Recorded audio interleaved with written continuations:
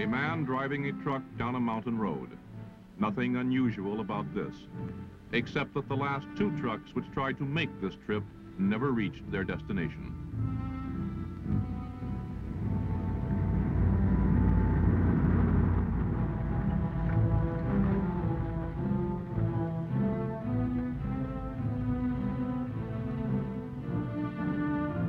Behind the wheel of the truck is an American soldier, assigned to United States Army Special Forces operating in one of the most dangerous regions of Southeast Asia, the guerrilla-infested central highlands of Vietnam. He is here to assist, to advise, and to help a remarkable people who have been called upon to progress in a single decade from a peaceful, primitive life into the violent 20th century.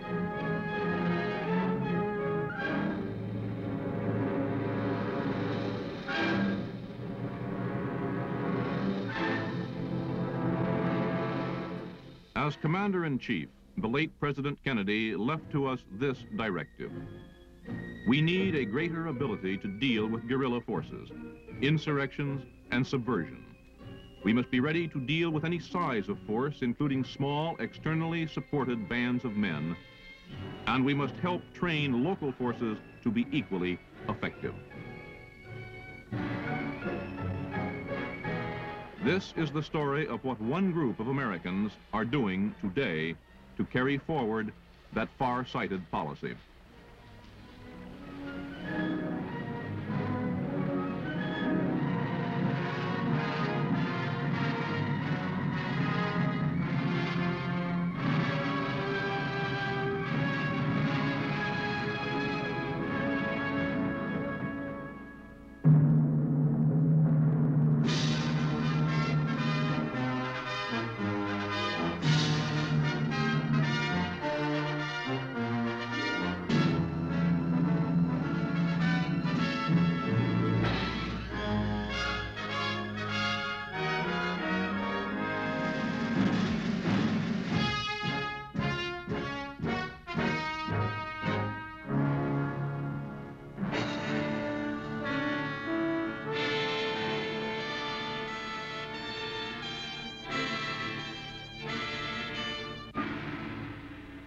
The undeclared war raging today in South Vietnam is not being fought in the streets of cities. Since the guerrilla onslaught began in the late 1950s, the Republic of Vietnam has had little trouble in retaining control of the great urban centers, the place names on the map. But the Central Highlands, the Van Son Cordillera, are a mountainous, largely jungle-covered region remarkably like those mountainous regions of Spain where the term guerrilla was born. Here, everything favors the lightly armed, fast-moving irregular, and it is here that the struggle for Vietnam may ultimately be decided. For the Van Son dominates both the rich rice bowl of the Mekong Delta to the south and the narrow, densely populated coastal plain bordering the South China Sea. Into this remote, almost impenetrable region, the communists of North Vietnam have infiltrated a steady stream of agitators, terrorists, and professional guerrillas. Their target is not only the highlands, but the whole of Vietnam. Military strategists on both sides of this struggle are agreed that he who gains the highlands will have won the fight for Vietnam. The military and political history of few nations have been so greatly influenced by geography. For more than 900 years, the emperors of China dominated all Vietnam, except the highlands. Here in the 13th century, the Mongol Emperor Kublai Khan suffered one of his few defeats. And here in our own century were mustered the revolutionary forces which overwhelmed 180,000 highly trained French troops in the campaigns climaxed by Dien Bien Phu.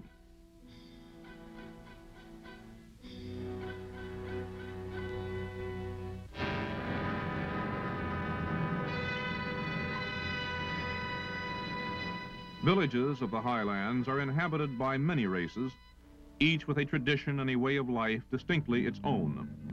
Known to the outside world by the French term Montagnards, or mountain people, they are known to themselves by such tribal names as Rade and Hmong, are vastly different from the light-skinned lowlanders whom the world knows as Vietnamese.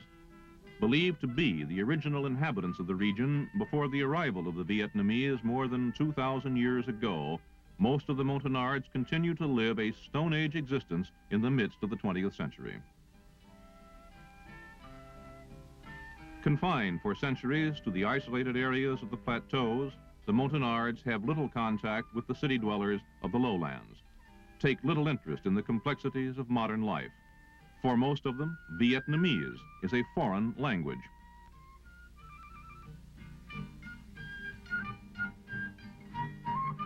For such people, words like communism and democracy have little meaning, cannot without great difficulty even be translated into their own dialects.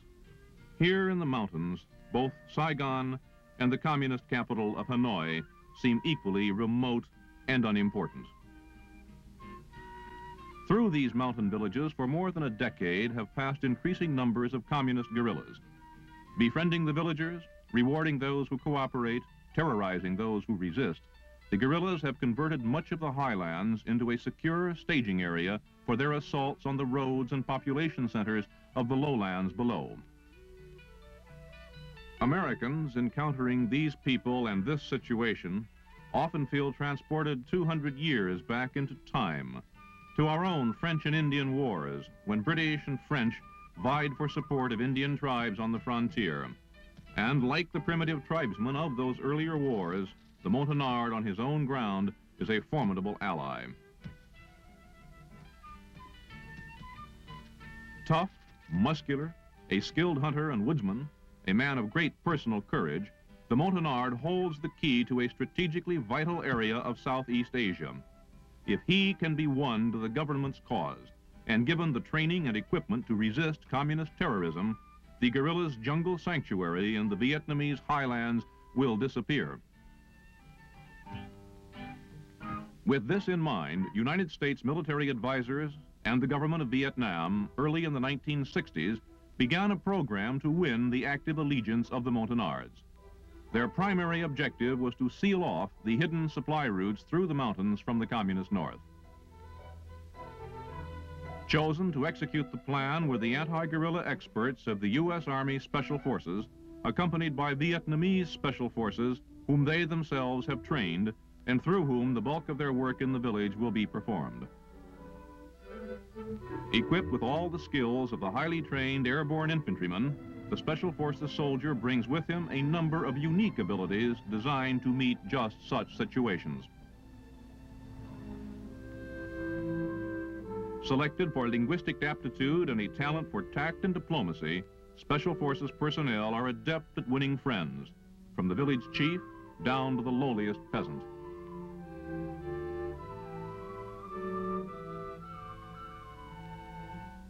Going into a Montagnard village for the first time is an experience you don't soon forget.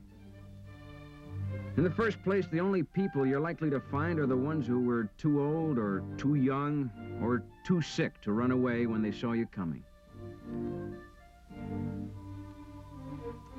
You give candy to the kids, talk politely to their elders, and try to convince everybody that you're not here to hurt anyone. There's no way of knowing whether the men have run away because they're guerrillas themselves or because they believe guerrilla propaganda about the government troops and the terrible Yankees. All you can do is keep your guard up and try to show by actions that you're here on a friendly mission. Our biggest asset in this kind of thing is the team medic. His main job, of course, is taking care of us. But there are no field hospitals in guerrilla fighting, so one of our medics has to know a lot about his business. With the modern medicines available, he can do a lot for people in places like this.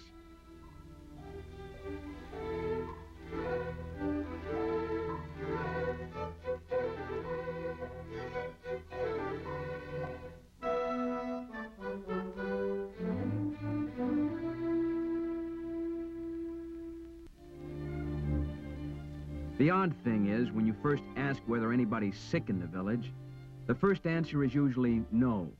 So then you offer to examine anyone who thinks he might be sick. And in no time at all, you've got a waiting line. What gets you most are the kids. They say people don't miss what they've never had. But you bring medicine into one of these villages where they've probably never seen a doctor, and the people turn out to be just as worried about their kids as you are about yours.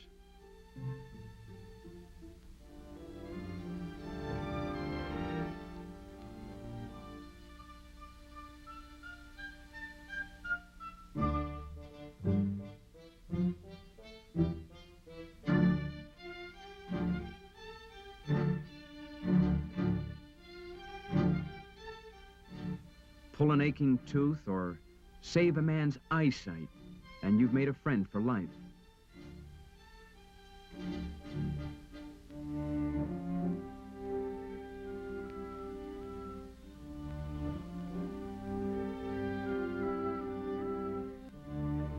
You do this kind of work because you've got the medicine and because you're here.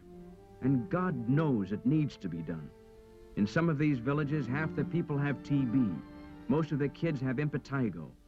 And everybody has vitamin deficiencies.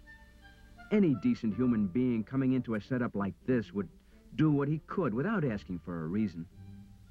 But the fact remains that from a military point of view, this is a good tactic. Squads and platoons of Viet Cong guerrillas have been coming through here with promises.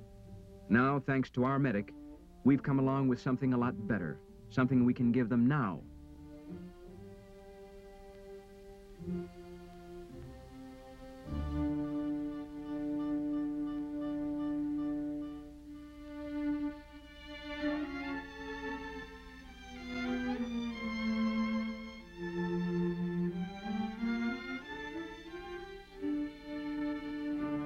The village chief is impressed, but he is also a man on a tightrope. Unless his new friends can provide adequate protection, cooperation will lead to Viet Cong attacks, a devastated village, or his own assassination. The chief makes his decision. The young men are summoned back from the bush. They will train with the American and Vietnamese special forces. They will make a stand.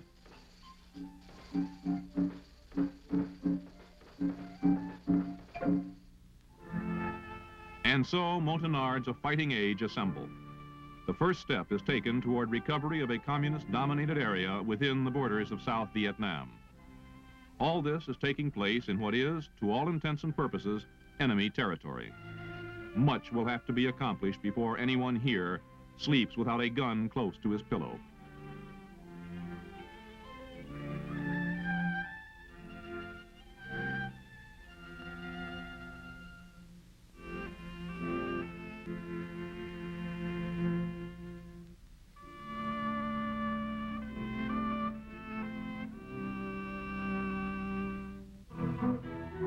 Is it possible to make soldiers out of men almost untouched by the 20th century? What kind of supplies do you issue to men who have never worn pants or shoes?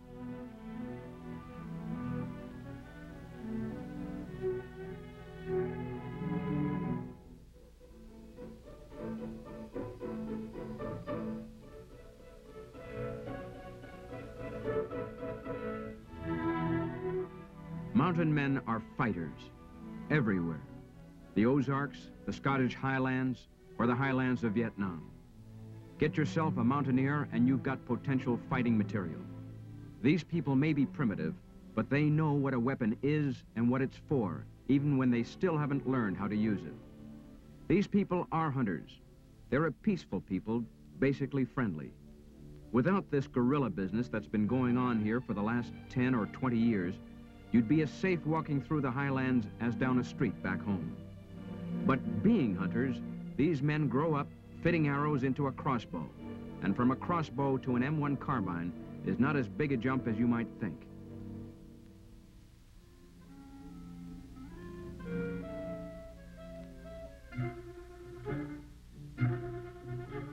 One thing mountain people aren't always so big on, though, is discipline and organization.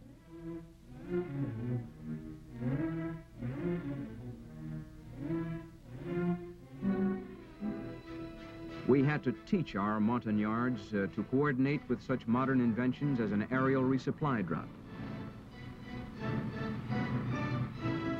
And that took a certain amount of doing.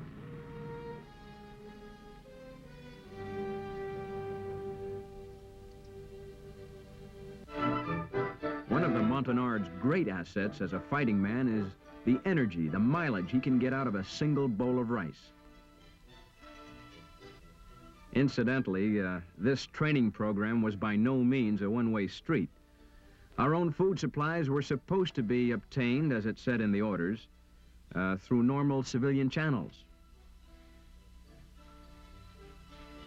In practice, this meant a Special Forces sergeant, our weapons specialist to be exact, learning how to bargain with Vietnamese shopkeepers in the nearest town.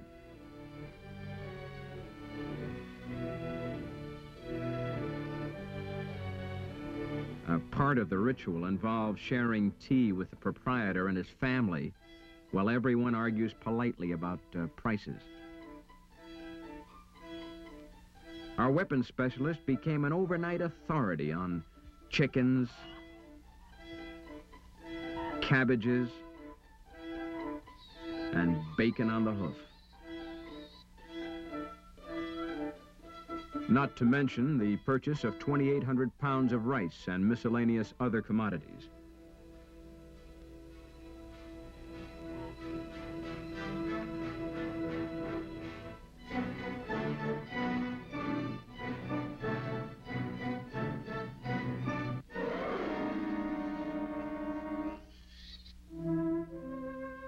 Classes for the Montagnards were conducted whenever possible by U.S. and Vietnamese special forces working together. It was a complicated operation. The Vietnamese weren't much better off than we were. Most of the lecturers required 2 interpreters. There were Vietnamese who spoke English, and a few Montagnards who spoke Vietnamese. One of us would give the lesson to an English-speaking Vietnamese. The Vietnamese would then have to pass it on to a villager who understood Vietnamese.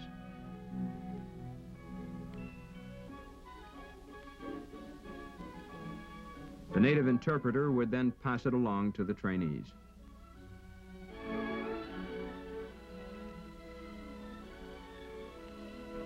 So much can get lost in translation that you have to say everything at least twice. That kind of thing takes time, but it's the only kind of training that pays off under these conditions.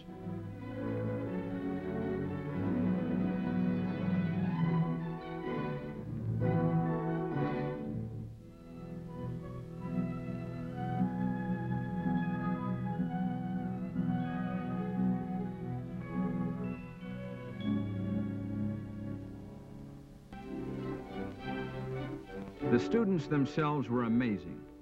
They took to modern firearms faster than most of us thought possible. These men came to us with almost none of the background you'd expect a trainee to have. Most of them couldn't read or write. Most of them couldn't even pass a draft board physical back in the States.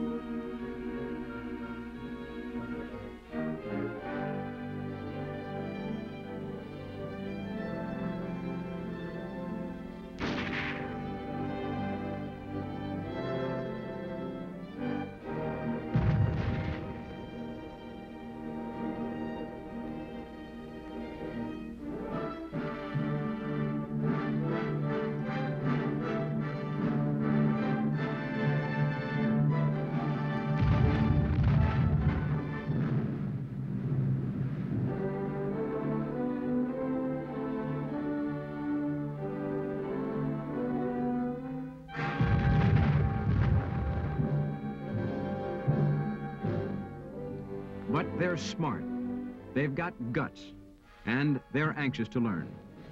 Most important, what they're learning how to defend is their own home, their own families. With that kind of motivation, you can overcome a lot of handicaps.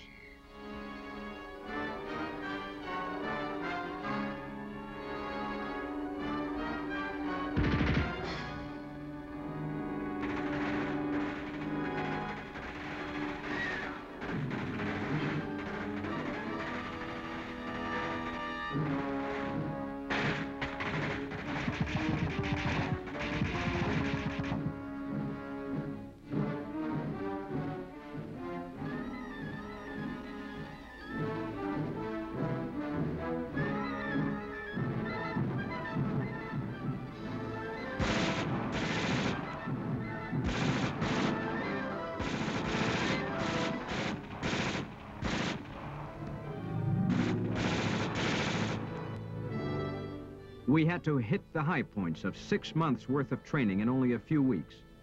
But the lesson seemed to take. Our Montagnards were shaping up into some of the best anti-guerrilla fighters in Southeast Asia.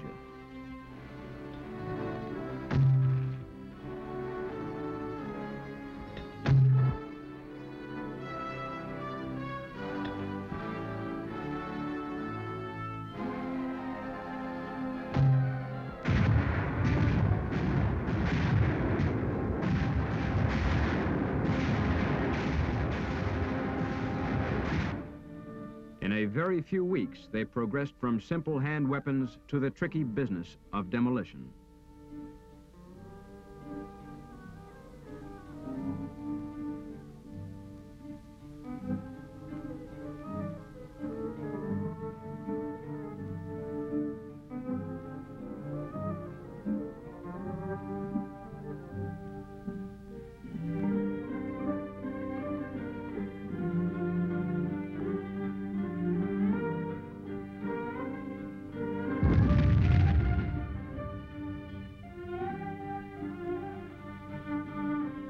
Even radio communications were taken in stride. This was even more surprising and maybe more important.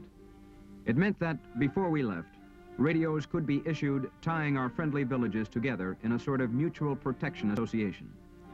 Guerrilla bands moving in on an isolated village would touch off an automatic alarm throughout the network. Togetherness is a big thing with these people. When father goes off to training camp, the family goes along.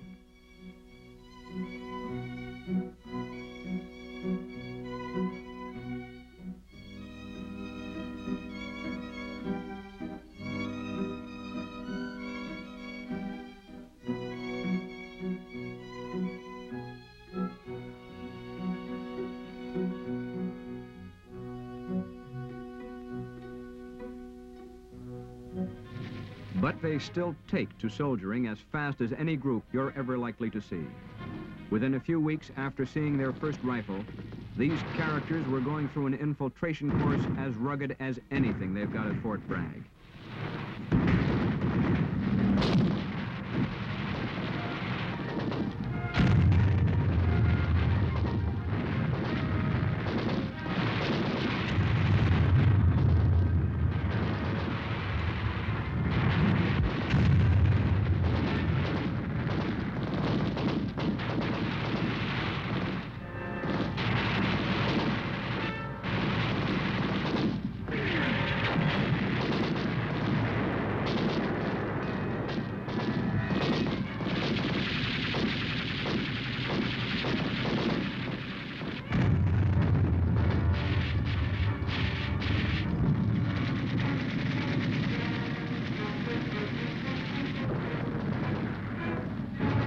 They also had no trouble learning the tactics of resisting a night assault.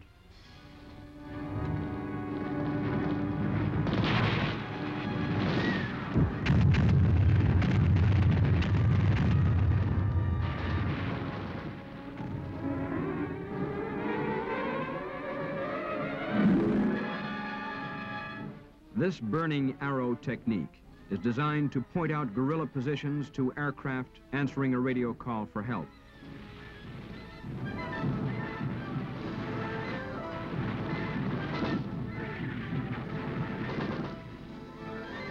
This is what the Army calls a confidence course. Here it seemed a little like teaching birds to fly or monkeys how to climb trees.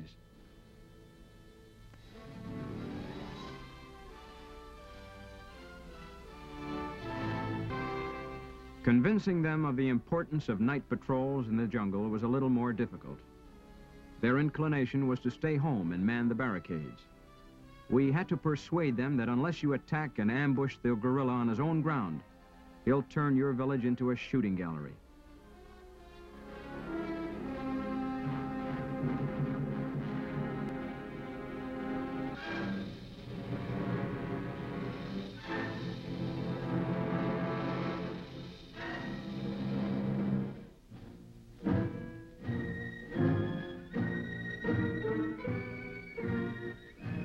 Once convinced, as usual, they learned fast. The Viet Cong who gets within a mile of a village these men are patrolling is going to be as scared of them as they used to be of him. The guerrilla is a fish, said Mao Zedong, and the sea in which he swims are the people. If the people be unfriendly, he cannot survive. Operation Montagnard is an exercise to teach the mountain people of Vietnam the art of anti-guerrilla warfare.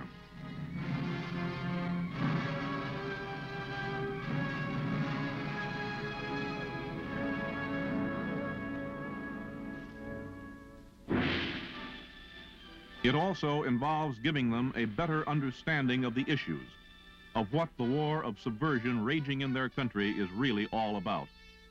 Through no fault of their own, the future of these mountain people is inextricably bound up with the outcome of the struggle against communist expansion in Southeast Asia. Operation Montagnard has given them the weapons and organization to resist guerrilla terrorism.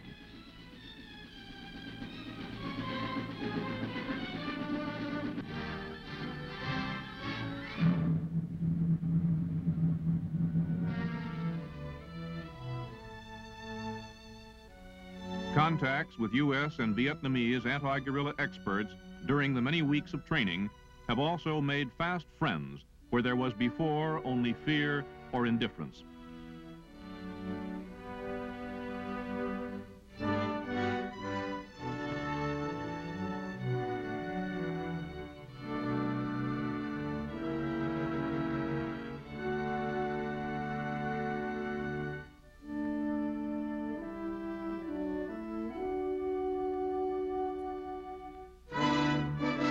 Departing, men of the U.S. Army Special Forces leave behind a well-trained group of friends who may in time have a profound effect on the future of Vietnam.